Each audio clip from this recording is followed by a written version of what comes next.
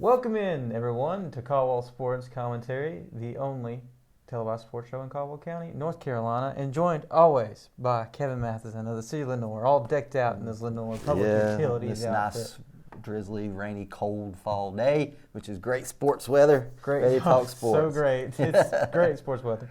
But we're going to take a little time and give the Atlanta Braves their flowers. They finally got... Coronation. got First a World time Series. in your lifetime. In my lifetime. that the Braves won the World Series. Last time the Braves won the World Series was 1995. Yep.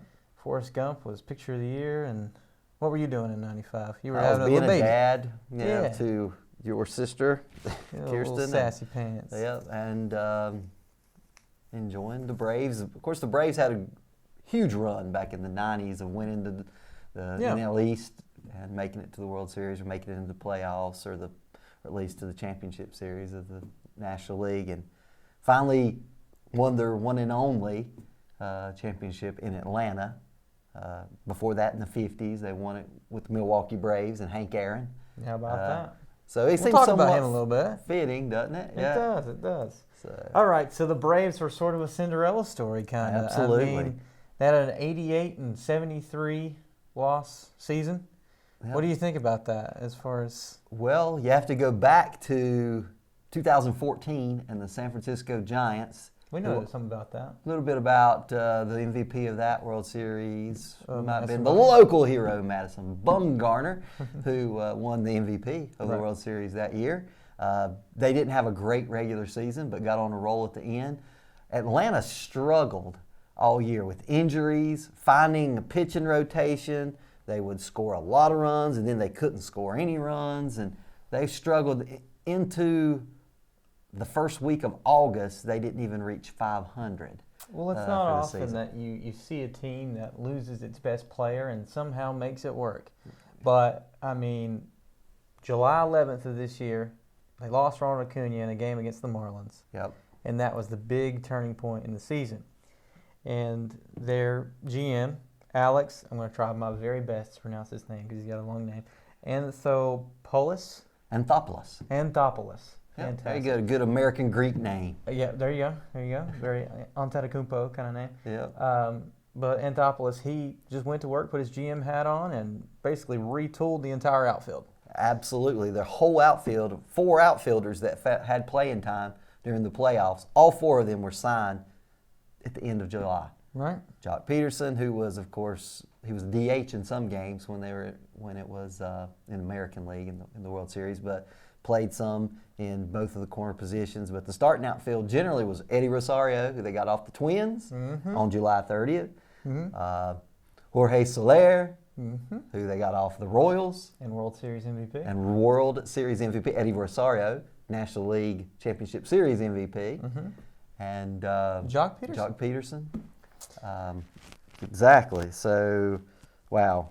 And Adam Duvall. They got him back from the Marlins. It's kind of interesting that Acuna goes down against the Marlins, and then they get the Marlins' best outfielder, who had his best offensive productive season in many years since he was with the Reds, and made his own one and only All-Star appearance. So, wow.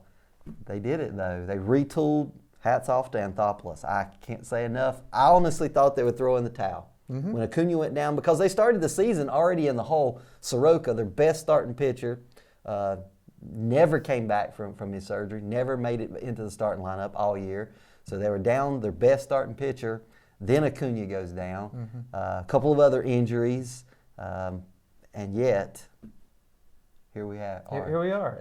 Atlanta Braves. You know, and I think I said the Dodgers against the White Sox, and the Dodgers repeating, I think is who I had at the beginning of the year. You had... Lord knows. Dodgers. I was wrong. Yeah, Dodgers, and I don't know. But then when I thought the series was starting, I said, okay, yeah, I'll stick with the White Sox, and I think the Dodgers will still do it at the end of the season. So, but then once the White Sox were put out by the Astros, I said, well, the Astros are going to make the World Series. They're built for the postseason. Been there for the last 5 years, et cetera. Astros in 6, right?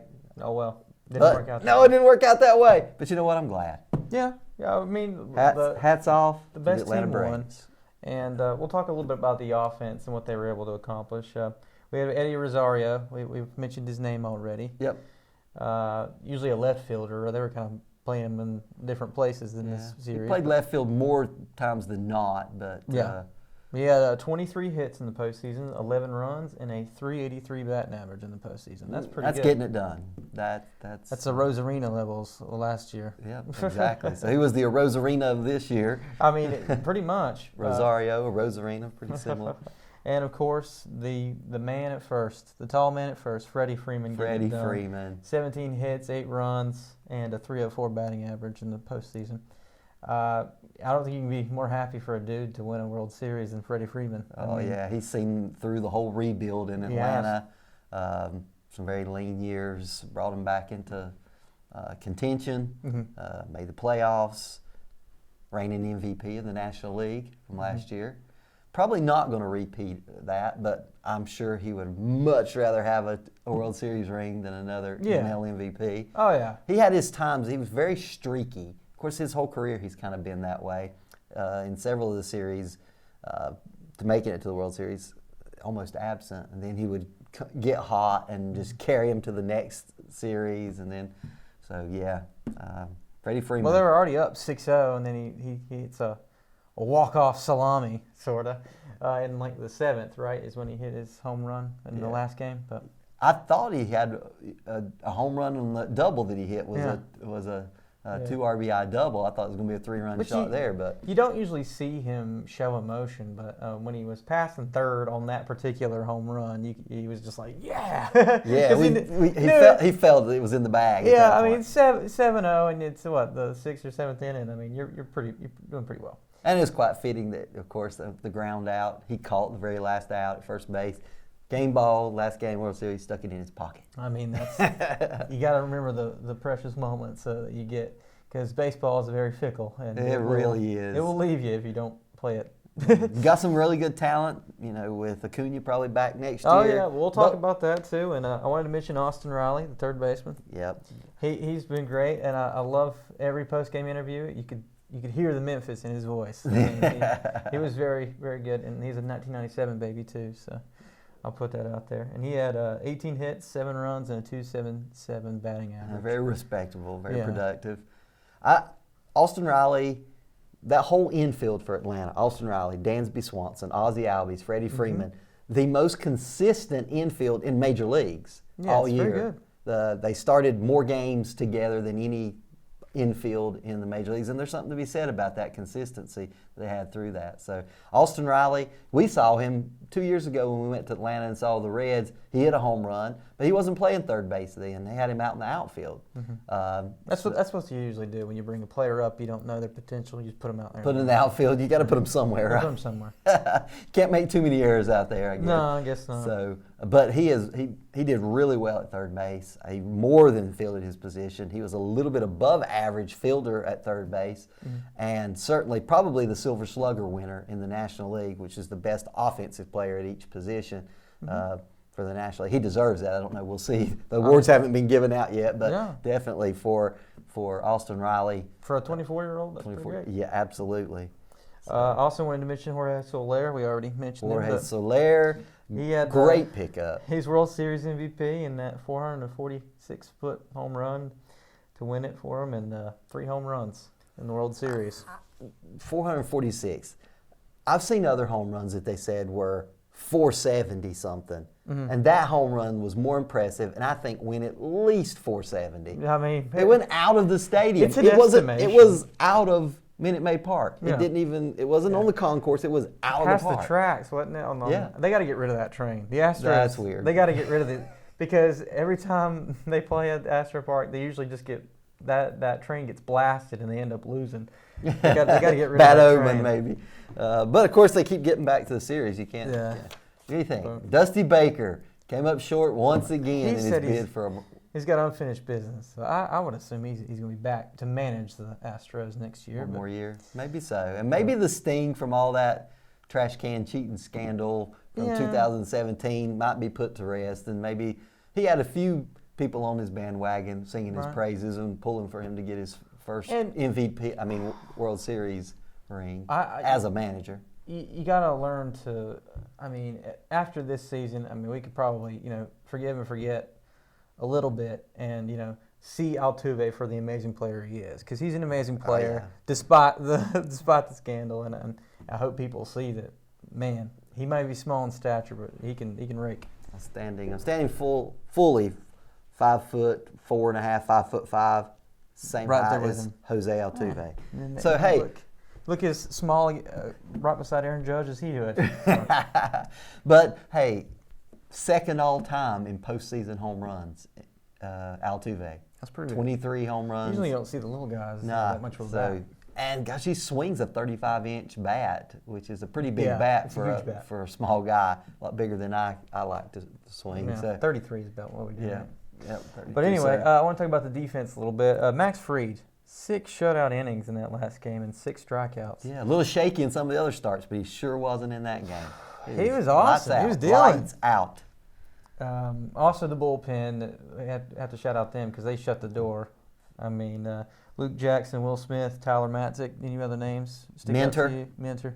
Yeah, and then of course Will Smith, the closer they brought in to be their closer, closed it out. So good pickups. But they put these middle relievers and even some spot starters together from AAA players, and gosh.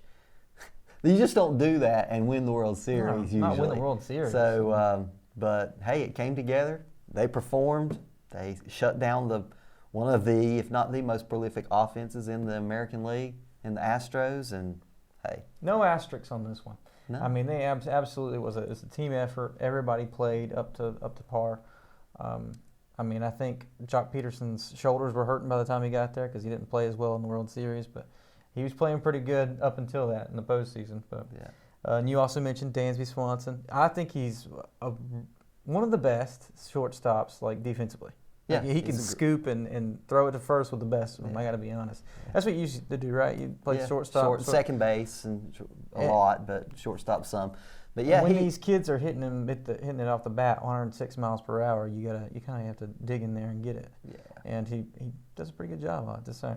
Yeah, absolutely. So that infield is rock solid for a while for Atlanta. So that's going to be their foundation to build from, and for the near future. I mean, it's great. I mean, Albies, Acuna, and then you got the veteranness of Freddie Freeman, who might not be back next year. I don't know. He's free agent, but what more do you have to do? You kind of get the feeling that he likes it there. Yeah. Yeah, and I think they like him, and they're going to do their best to come to terms and pay the man, I'm pretty sure.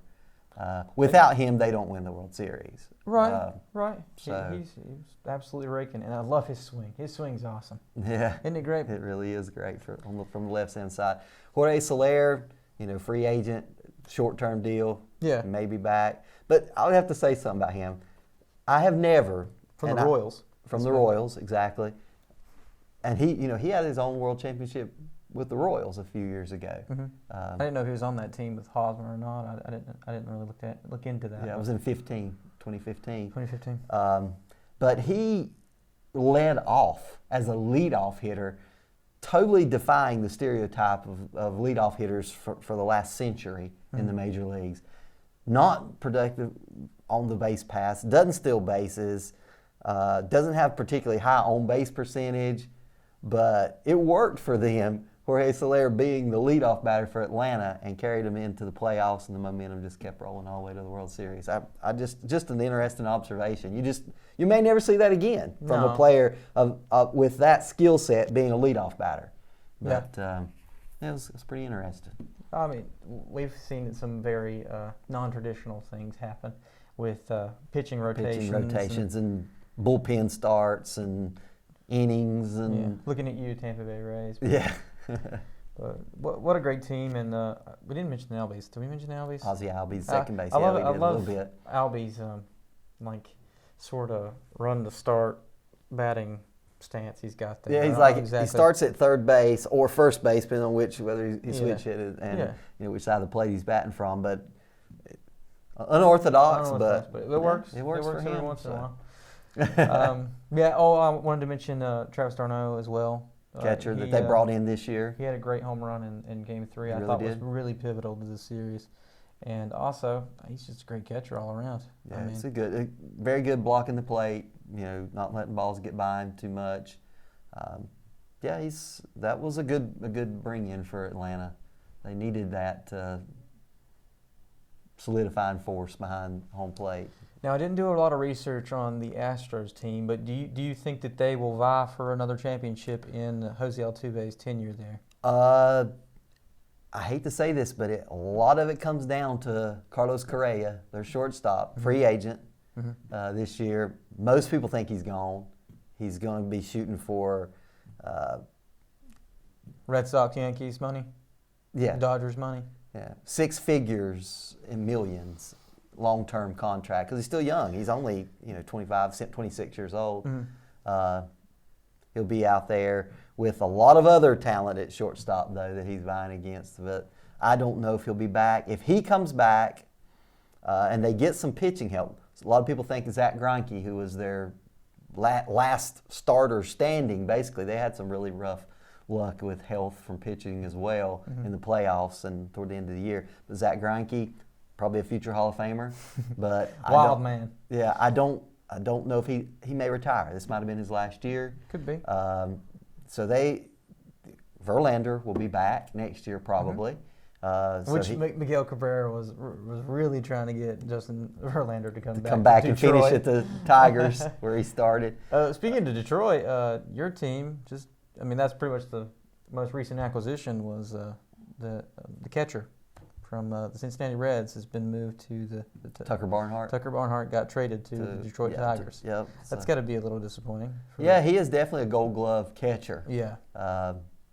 Trying to get Justin Verlander to come back to Detroit. You think that's why? Maybe he'll start. Look at this nice catcher we got. Wouldn't you like to throw pitches to him? Stevenson, the Reds have a good young who was a rookie this year that platooned with Barnhart, and so they thought, okay, let's go with the future. Give the young guy his chance. He was a little more consistent bat, a little bit more to learn behind the plate, but that comes with time. So we'll see. Tucker Barnhart to This the is Tigers. about the Braves, folks. I know. Hats off. Chop on. Way to go. Way to go. And congratulations on your World Series, the city of Atlanta, Freddie Freeman, and the entire infield, outfield, defensive rotation. Lord have mercy. Yeah, great team. Atlanta, they hooping it up this week, and deservedly. They've had, after some of the things, Atlanta Hawks making it to the Eastern Conference Finals, coming up short. Trae Young is going to be a great player, and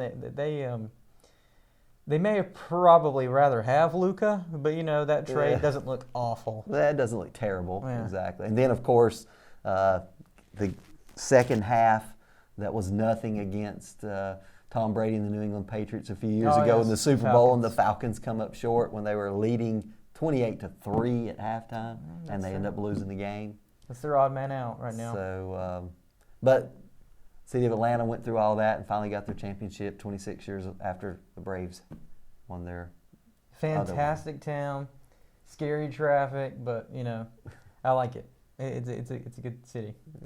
Yeah. Anything else you want to say about the Atlanta Braves before we just close the on book? a historical note? I look back. Of course, I wasn't even alive in 1914. But the Boston Braves, their first World Championship and World Series championship, the Boston Braves, eerily similar to what the Atlanta Braves did this year. With injuries and stuff? With injuries, with being below 500 at the 1st of August. Yeah, I was looking at that, and they were below 500 when they made those trades for those guys, those outfielders. Yeah. And you're like, wow. But they weren't that far back from the Phillies at that point, like or the 4 Mets. games or so. Yeah. Yeah. The Mets 2.5, Phillies 4. So, hey, that just goes to show it's 162 games, for goodness sake. Yeah. You got time in the 1st of August to make it up to the end. And that miracle, they called it the Miracle Braves in 1914 because they came from 4th place to make it all the way back to play in the World Series. Same juncture of the season in the 1st of August, and they had 91 wins. They got really hot and the end of August and into September. Went on a win streak and won it back then, from what I read. And so, but very similar. 1915 Boston 1914. Braves. 1914. Yeah, Boston Braves. So 1914 speaking Boston of old Braves. school baseball, I think I'm going to put in the back the beautiful field, the 44 that was in center field the entirety of this season at Truist Park, right? That's what they call it. It's Truist now. Yep. Yeah, this one's for Hank. Way to go, Hank Aaron. I mean, on a year that we lose a legend, they win the World Series with his old team. I mean, that's pretty cool. He was at the game we were at. Yeah, he was. It was Hank Aaron night that night. It was Hank Aaron night. We were there in 2019 in August. What an absolute legend. I mean, as Hank. far as classic baseball players go, I don't think you can get more classic than that 44. What do you think? Nah, he is up there. He is definitely 44 in the all. And that 42 for the Dodgers. I mean, those are just legendary numbers. Yeah. All-time outfielder. If I were picking a 9, Hank Aaron would be in right field. So. There you go. I like that idea. I like that. So that one's for you, Hammer and Hank. And moving on, what else do you want to talk about? I mean, baseball off season is here. You want to talk a little bit of the pigskin, Dad? Let's talk about football, your the favorite pigskin? sport. I know your Cowboys have underperformed so far. Oh, yeah. No, I think we a don't even lot. need Dak Prescott, apparently. Yeah, I upset my son this past week when we were picking our parlay cards for who we were going to win this week on the NFL slate. I picked the Vikings over the Cowboys with Dak out, but and guess who lost that? I this lost. one. So I had Minnesota being a wild card team. If they can't win when the starting quarterback isn't in there, they're probably not going to make the playoffs at this point. That's a good point. But Cooper Rush played pretty amazing. I'll have to give him that. Central Michigan should be proud of their alma mater there. Yeah. Or, excuse me, their alumnus. There you go. Anyway, after the hoity-toity words, what other teams do you think are really going to vie for this old Lombardi here? The old Lombardi. Well, of course, the Cowboys, I have to say, I'm not casting too much shade on the NFC East, but it's the NFC least as far as the competition. I mean, they basically wrapped up the division. I mean, it's not that hard for them to win it. I mean, they've got a stretch there where they play the Redskins and then the Giants and then the Redskins again at the end of November and the 1st of December. You win those games, they got to get a name. They got to get a name. Come on. Well, they're not the Washington football team. I'm so sorry. No. Because that's what everybody does. That's all I've known my whole life. I'm sorry. Washington football team. But the Dallas Cowboys have the easiest road to the playoffs of any team in, AFC and NFC. Because they get to play those division opponents. Right. Pretty much. They're so beat up on besides them. the Cowboys with a chance, of course, Green Bay is dominating the NFC North. Really no surprise there with Aaron Rodgers having come back and Aaron Jones and company. At the beginning of the season, I was big on the Los Angeles Rams. I thought Matt Stafford is going to finally get to go to a Super Bowl. I'm going to stick by that. So I think the Rams, of course, the Cardinals have the head-to-head. They're actually same record, 7-1, but tied for the division lead in the NFC West. So, and then of course in the NFC South, you got the Tampa Bay Buccaneers who were running away with it, but folks, stop the presses. They got upset this week by their division foe, the New Orleans Saints, who now are squarely the first wild card team if the season ended today, as New Orleans Saints. So. But a Jameis Winston-less New Orleans Saints. What do you think of that? Taysom Hill being their starting quarterback, or Trevor Siemian, or? I'm going to go out on a limb. I've heard rumblings that Teddy Bridgewater may be traded back to the Saints. Interesting. From Denver Broncos. Are they sure that? Have they watched any of the tape of Teddy Bridgewater this year? Yeah, I don't know. So who knows? Who knows? Okay. Well, cool. I've heard that, but trade deadline has come and gone, unfortunately. So I doubt that. No, that's not going to happen now. Trade deadline's gone. But anyway, I know that Philip Rivers said, if the Saints call, I'll be there. And I'm like, I don't think they're going to call you. I'm sorry. little too far removed. Great career. And then some people were like, Drew Brees will come back. And it was like, he's already got hair. He don't want to put on a helmet again. Yeah, so but that was the NFC. So what do you think about the AFC? It's a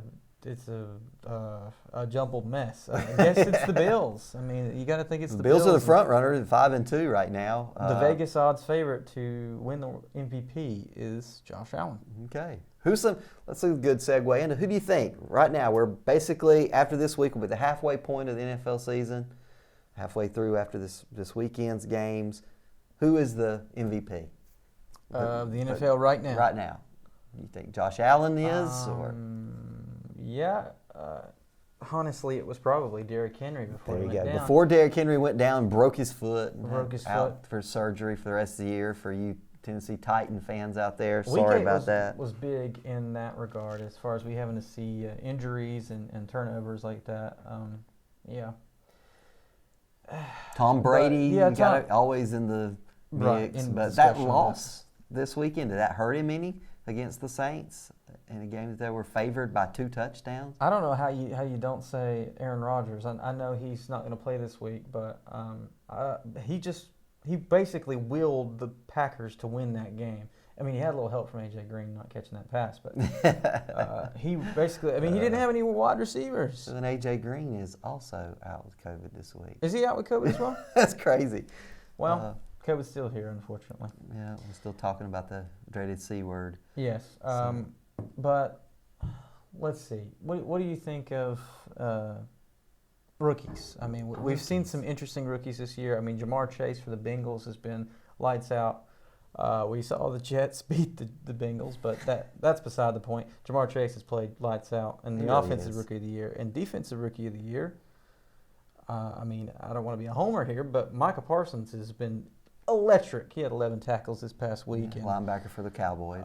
They basically just got rid of Jalen Smith and said, we're just going to go even younger and say, okay, Micah Parsons. And he's really stepped up and, I mean, made Leighton Vander Esch almost not even on the field that many times. And Leighton Vander Esch is awesome. Yeah, so, yeah, I can't argue with either of those. I have to say there's some other rookies that have done pretty well this year. Jamar Chase on the offense side, like you said. But when you're at the marquee position quarterback, you always kind of get a few nods. Right. I just don't really know if there's a rookie QB I would put my franchise hopes in. I mean, Trevor Lawrence has underwhelmed, and it's been a steep learning curve. Right. From Clemson to the Jacksonville Jaguars. But he had a better defense at Clemson than he does at the Jacksonville Jaguars. There's some truth to that. So I mean, I don't think that's all on him. I think it's just going to take time. Michael Carter, he's got his Michael Carter from the New York Jets. This week. He's done pretty well, but NFL's a wonderful thing to follow. But for Coach of the Year, I'm going to go with probably going to give it to Bruce Arians. He does it again. I mean, it's pretty easy. He just has to be like, Tom, go out there and play. You drank water today. Go out there and play. Getting back to what we're talking about, MVPs in the NFL, one that I was going through, I already talked about him earlier, but Matt Stafford, he's really impressed with the Rams. And Sean McVay could be Coach of the Year, too. That's possible. Yeah. Because I mean, Cliff Kingsbury, if he defeats the Rams who knows how the Von Miller trade is going to work out, because Von Miller just got traded to the Los Angeles Rams, and we'll see if he has some guru in him still. They have no draft picks, but who cares if they have a good team? I think that showed to me that the Rams are all in this season to make it Super Bowl or bust. You know, they were in the Super Bowl a couple years ago, went against Tom Brady and New England Patriots. Was it 3 years ago? Well, it will be. It's the most boring Super Bowl you'll ever watch, because it was awful. It really was not a good Super Bowl. But the vaunted Rams defense let them down. But now they have Von Miller, so who knows? A force and a talent like that with his career, it can do nothing as long as he stays healthy but help them. All righty. Want to move on to anything else? You want to talk about college football at all? Yeah, let's talk about college football. The team to beat right now, hunker down, you hairy hounds. The Georgia Bulldogs are stamped their place atop the FCS standings. FBS rankings were out this week, and Georgia was unanimously number one. What does Cincinnati got to do, Dad? What does Cincinnati They're sixth. So why? Sixth. They're undefeated. Lost. Honestly, they have some chances. They have Houston, who was ranked 14th in the rankings. They have SMU, which was ranked 21st. So you got two teams left on your schedule to help you a lot. Come on, Bearcats. I mean, you think of all these people, the SEC everything. Who's Alabama beating? Alabama gets number 2 in the rankings with a loss to Texas A&M. And who have they beat? Their best win is Ole Miss? Come on. They don't deserve to be number 2. 4th at best. Maybe even switch places with Cincinnati and be 6th with a loss. It's the Nick Saban bump, Dad. Yeah, I guess so. But what have you done for me lately? You're right. This team is this season. This isn't last year. This isn't 4 years ago. This is now. Right. And Alabama has played lights out. They really have since their loss to Texas A&M the last 3 games. Right. But they stunk it up, honestly, with much lesser competition earlier in the season. So I think they've got some ground to make up in my book, but obviously not with the people that mattered in the rankings. But they've still got to beat their nemesis, Auburn. What do you think of Michigan State? Michigan State, undefeated, took down their big brothers, the Michigan Wolverines, in-state rival this past weekend. East Lansing. Second-year coach there. Changing maybe the trajectory for what's expected from Sparty. All they need is Draymond Green to come back and put on the pads again. That'll save Wrong it for sport, him. but that yeah. No, he played tight end for him for a little bit. Oh, Kirk Cousins, right? There you go. Kirk Cousins, Le'Veon Bell. Yeah. Lots of fun players came from Michigan State. Yeah. So I mean, that's a good surprise. They're ranked 3rd behind Alabama, and then the 4th-ranked team is Oregon. Oregon. The Ducks. 1 loss in overtime to Stanford. Was that not the longest game in the world? What was the overtime game that had 9 overtimes? That was recently. That was who was that just recently that had 9 overtimes? But it was a ranked opponent. I can't remember who. It was Penn State against Illinois, and yeah. Illinois won 9 overtimes. Yep. After the 3rd overtime, they just automatically lined up and went for 2-point conversions back and forth. Oh. So and you tried that. So yeah, because if it were like full time 9 overtimes, these guys, even though they're 19, 20-year-olds, they're going to be dragging. Right. Exactly. But so those are the top 4 right now. Other teams that are undefeated that weren't in there: Oklahoma, Cincinnati, Wake Forest. Wake Forest, the class so far of the state of North Carolina. How about that? So the Demon Deacons. So we'll see what happens. This weekend they play in Chapel Hill at Keenan. Should be a good one. That was previously the most played rivalry in college football until the ACC expanded to 14 teams, and they were in different divisions, Wake and North Carolina, and they broke that streak that dated back to like 1898 or something. But play again this weekend in Keenan. That's a big game for Wake, and it's a big game for North Carolina, who's 500 now after losing in South Bend. Put up a good fight against the Fighting Irish, but came up short, like they have in several games this year. Yep, it's a very 500 season, and 3-3 sounds right for them. 4-4 now, 3-3. They were 3-3. Now they're 4-4. So 3-3 in the ACC. That's what you're looking at.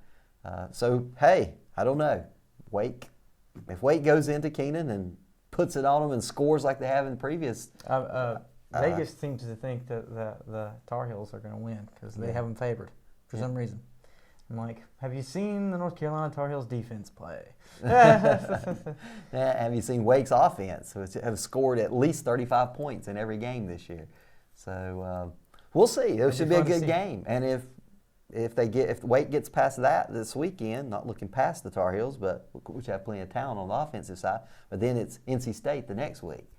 Very fun. And then after that, Clemson. So they'll be tested from here on out. So see if they'll get ranked if they do all that. They'll move up. Yeah. Yep, they'll be moving up from 10th. I believe they're 10th in the playoff rankings right now. So college football, it's been pretty good. Past half point now. So yep.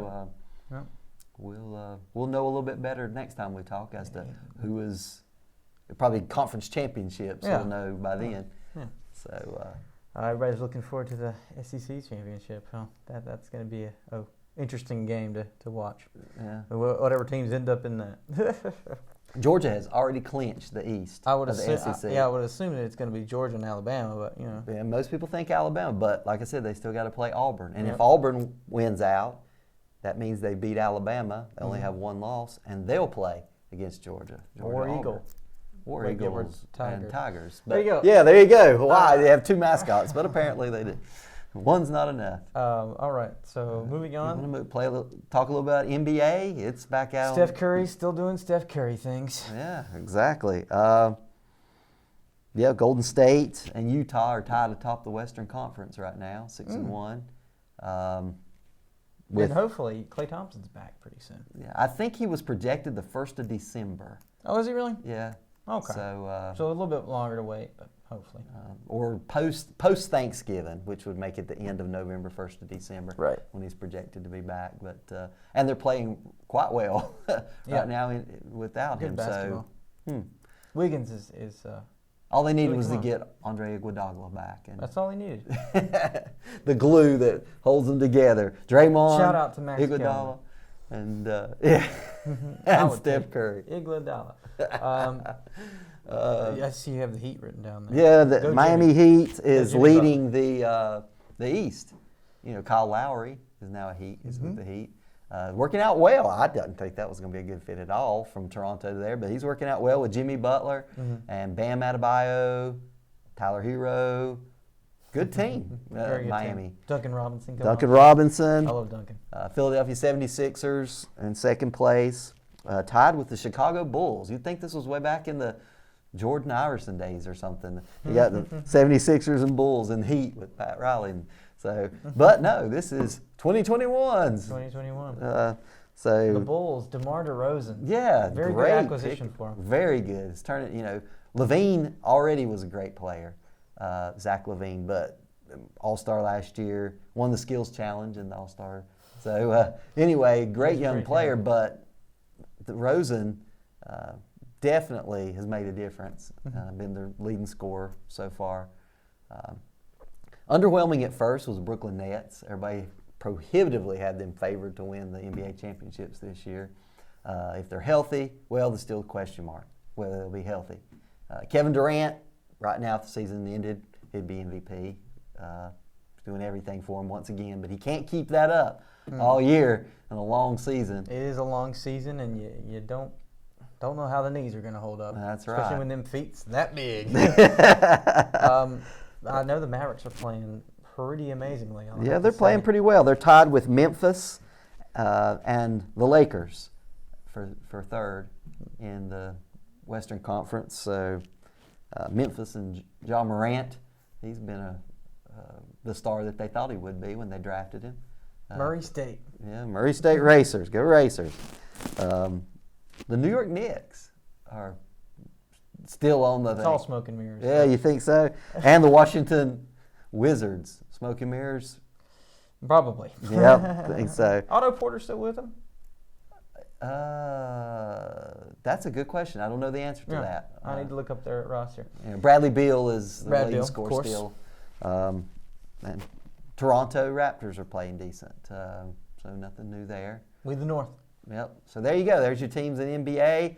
Only after 7 games for most players, you've only got 75 more to go. 75 more games. Well, there's that. And pretty soon around the corner, about 7 days out, we got some college basketball to watch. Yep. College basketball will be here. And I mean, have you done enough research to give me a national title winner? No, I haven't. I actually, we talked about this last time, how that the Vegas odds makers had the finals being the UCLA Bruins against the Gonzaga Zags, Bulldogs. Who knows at this point? It's out there. So we'll see. UCLA, man. Maybe. Who knows? They're pretty great. Yeah, they were last year. Watch out for Illinois, though. I think Illinois might just have something left in the tank. Yeah, I had them last year. I'm not going to ride that train this year. I mean, they disappoint. I think why not? You never know. So college basketball coming up. So I'm excited. I like college basketball. Sorry to bring it up. I said that probably my favorite time of the year, sports, when we had our last show, was the end of October, when you got the World Series and the playoffs and major leagues. You got the beginning of the NBA. You got the NFL. You got hockey starting back. You got all the major sports playing at the same time, the only time all year. My second favorite time is March. March Madness. Man. You gotta love it. Can't beat it. But did you want to mention anything else? NHL hockey. Carolina Hurricanes have been on a tear, 9-0 to start the season. Wow. Leading all the NHL in points and in victories so far. So, who knows? Stanley Cup. Back home to Raleigh. To RTP, Raleigh, for our Carolina Hurricanes. It's the triangle season. All right. Well, we had to tribute the Braves, the closest Major League Baseball team to us, and I guess you can call it our home squad for at least the major leagues until we get one in Charlotte, right? Yeah, Crossing maybe fingers. one day. Crossing we'll see. fingers. But thank you guys for joining us Absolutely. on Caldwell Sports Commentary. Thank you for joining me, Dad. Good to be with you, son. And we'll see you next time.